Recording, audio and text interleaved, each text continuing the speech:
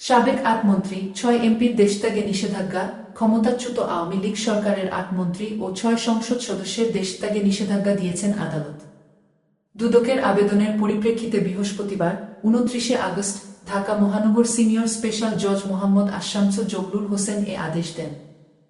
দেশত্যাগে নিষেধাজ্ঞা পাওয়া মন্ত্রীরা হলেন সাবেক স্বাস্থ্যমন্ত্রী জাহিদ মালেক, সাবেক সমাজকল্যাণ মন্ত্রী দীপু মনি, সাবেক শিক্ষামন্ত্রী মুহিবুল হাসান চৌধুরী নোফেল, সাবেক খাদ্যমন্ত্রী সাধন চন্দ্র মজুমদার, সাবেক শিল্পমন্ত্রী নুরুল মজিদ মাহমুদ হুমায়ুন, সাবেক শিল্পমন্ত্রী কামাল আহমেদ মজুমদার, সাবেক মন্ত্রী শাহজাহান খান ও সাবেক মন্ত্রী কামরুল ইসলাম। নিষেধাজ্ঞা পাওয়া সাবেক সংসদসদস্যরা হলেন সলিমুদ্দিন তরফদার সেলিম, মামুনুর রশিদ কিরণ, কুজেন্দ্র লাল ত্রিপুরা, কাজিমুদ্দিন, নুরি আলম চৌধুরী ও জিয়াউর রহমান।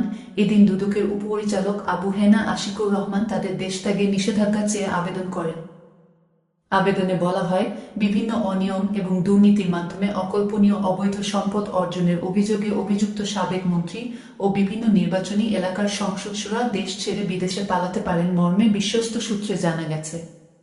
সুষ্ঠু তদন্তের স্বার্থে তাদের বিদেশ গমনে নিষেধাজ্ঞা প্রয়োজন। আবেদনের পক্ষে দুদক কৌঁসুলি মাহমুদ হোসেন জাহাঙ্গীর শুনানি করেন। পরে তিনি আদেশের বিষয়টি